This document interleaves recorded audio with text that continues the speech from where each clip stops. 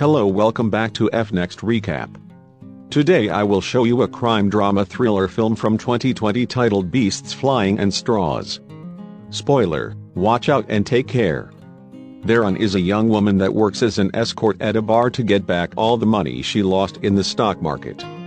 It's also a way to stay away from her apartment because going back there means being available for her husband to beat up. One afternoon, bounce her card cause her to take care of a particularly hard-to-please client, and that's how she meets Jintang, a young man from China that jokingly tells her he left his country because he killed a man. They get along so well that they exchanged phone numbers and even start seeing each other outside her workplace. After spending the night together, Jintang discovers the bruises Neuron's husband left on her body and comments that wife beaters never change, which he knows because his father used to hit his mother too. She was the one that didn't let him do anything about, and Jintang begs Miran not to make the same mistake and put an end to it. Miran begins considering the idea when she remembers the money she would get from the life insurance policy, and after lots of thinking, she had sent sharing that money with Jintang and start a new life with him if he kills her husband. Miran gets Jintang precise instructions of where when to find her husband. So one rainy night he parks outside the bar the husband usually hangs out and waits for him to come out. As soon as he sees a man leaving, Jintang runs over him with his car and takes the body to the forest outside of the city to bury it there. When he calls Miran to tell her the news, she isn't happy to hear this result. They were supposed to make it look like a car accident, not bury him, because without a body they'll have to wait years for her husband to officially be declared Nia before she can get the insurance money. Things get worse when suddenly her husband enters the apartment, which means Jintang killed the wrong guy. She tries to call Jintang to tell him what's happened, only to suddenly have him at her door ready to celebrate. Neuron drags him to his car to talk privately and tells him to get rid of the car and return to China, promising she'll follow in there in the future after she settles matters here and earns some money for the trip. Sometime later, we're honest to Bruce to work, but there's a client that specifically wants her and won't take no for an answer. Suddenly, a beautiful lady interrupts the argument. It's the boss Gunny. The client slaps her when he or she isn't on his side, and she retaliates by breaking a bottle on his head before taking her on with her to her office. After sharing a drink with her, she gives her some money to stay at the hospital for a few days so she can rest, because she understands her situation since her now dead husband was a beater too. If Moran ever needs her help, she is free to go to Younghe for him. Once she starts feeling better, Iran goes to visit Jintang, who is looking incredibly sick.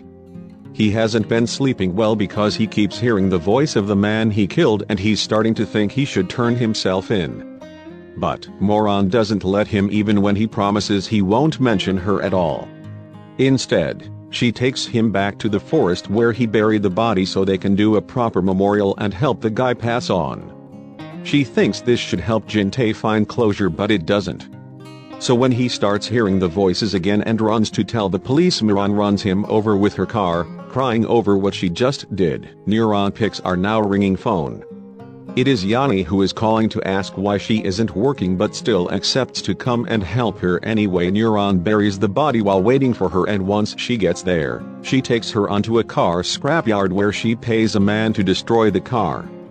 Afterward, they go back to your nice place where she gives Miran tips on how to kill her husband without getting caught.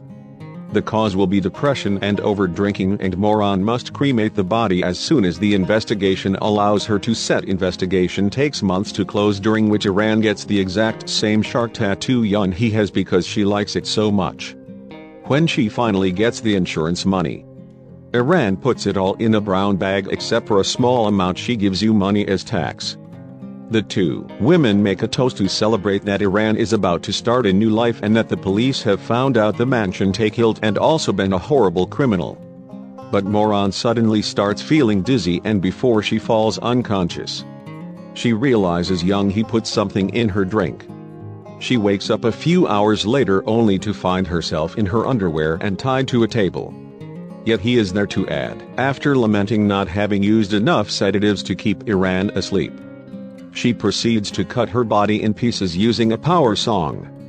Meanwhile, Taeyong, a customs officer he meets with Mr. Park, a crime lord he owes money to, now is threatening him with death. He doesn't get paid. Taeyong hasn't been able to pay him back because his ex-girlfriend Young he ran away with everything some months ago, but he has a plan in mind. So he convinces Mr. Park to give him another week. His plan is to use his position as customs officer to help a high school friend Mo Dong Pal flee the country, for which he'll get handsomely paid. For this test, he recruits the help of Kar, who is this very distant cousin but also one of Mr. Park's. At first Park doesn't want anything to do with it, but Taegan promises he'll share the money and reminds him of his gambling debt. So Karp ends up accepting the night they are supposed to meet with Don Powell. They wait for him by the port but they can't find him. While Taeyong is waiting in his car, he's approached by a cop, Yonggu, who knows his identity and wants to ask him some questions about downtown. They go to a restaurant, and while eating, Yonggu tells Taeyong that Don Powell is a wanted man because of some scams he's pulled, but Taeyong pretends he hasn't talked to dog pals since high school. Yonggu also asks him some suspicious questions about his marital status before taking a selfie together and leaving. So now Taeyong has to deal with the bill. The next day, Mr. Park calls Taeyong to meet him again and tells him Karp will share the plan with him. At first, Taegan denies there is any plan, but when they're about to hurt Karp for lying to Young, decides to tell the truth to save him. Mr. Park inserts himself into the plan and demands part of the money. So now Taeyong and Karp have to double their efforts to find on Pal, or Mr. Parkman kill them. To do so, Taeyong asks CARC to follow Myung-gu around to see if the clues the police get can help them as well. A couple of days later, Taeyong returns to his apartment to find Young he waiting for him there and making dinner. Taeyeon is furious with her for having left without a word all those months ago, but Young he doesn't offer an explanation. She just tells him she had things to do. Seeing as this isn't enough to calm him down, yet he tries to leave the apartment. But Taeyong stops her because he can't deny he's Mr. and the two of them end up in bed together. Afterward, yet he asks him to help her leave the country using Moron's passport, but Taeyong refuses, telling her you can't trick him with intimacy any longer. Their conversation is suddenly interrupted by the doorbell. It's Yonggu, who was brought food to make up for having made Taeyong pay for their meal the other day, and he invites himself in, getting surprised when he sees Yanni because Taeyong had told him he was single.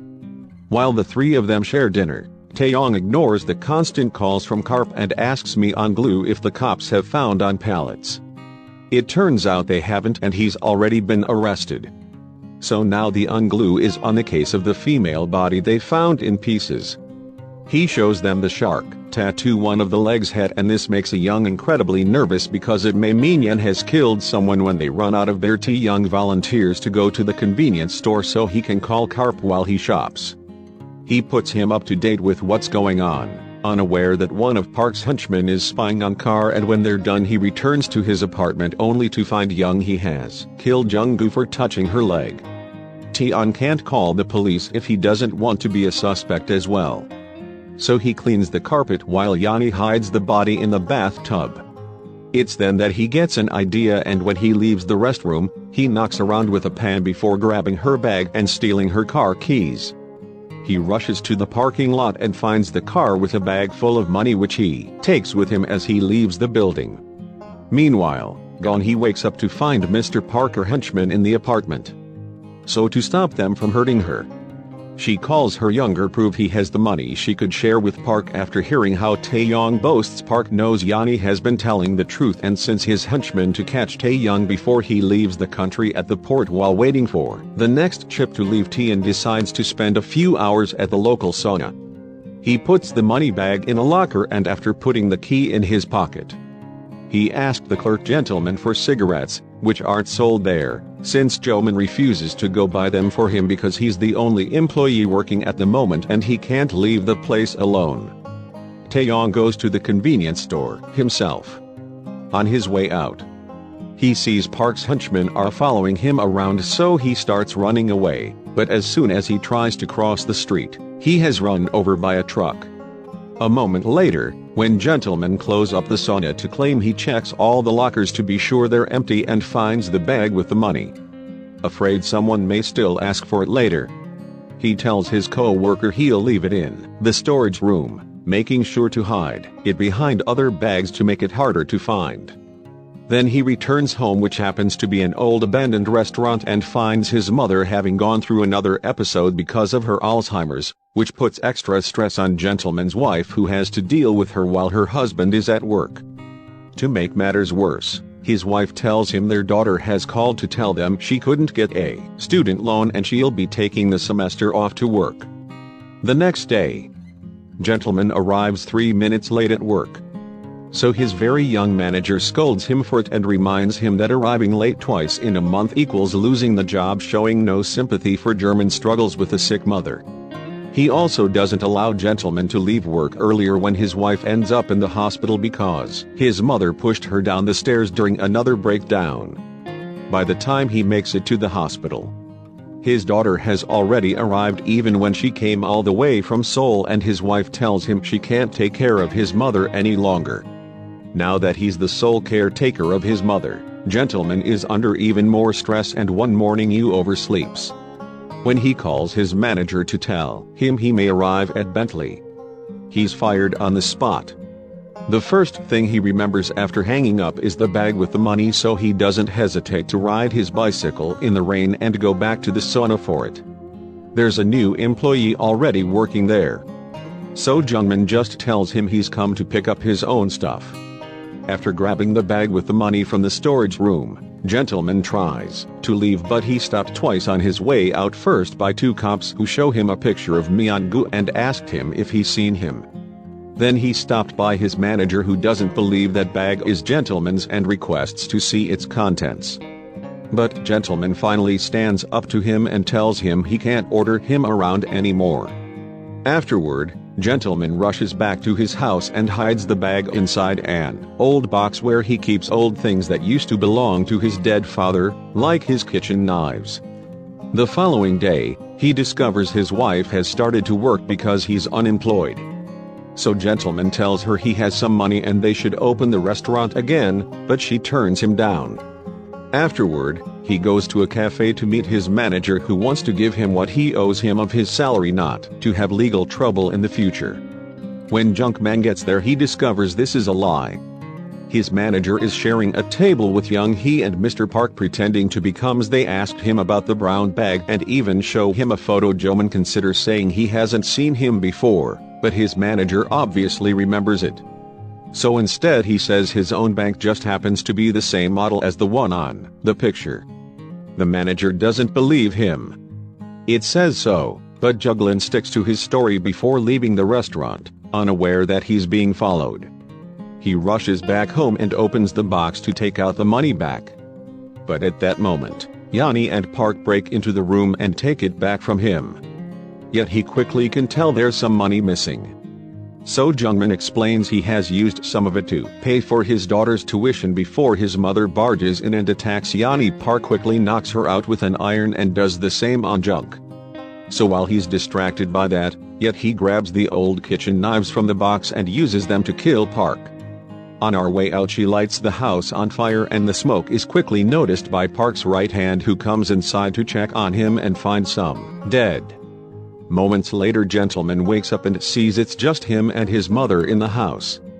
He hurries to drag her around and together they watch their home burn, while she tries to comfort him by telling him that as long as he is both hands and both feet, he has a chance to start over and rebuild. Meanwhile, at the airport, Jenny still has 30 minutes before her plane leaves, so she puts the money back in a locker and with the key in her pocket, she goes to the bathroom.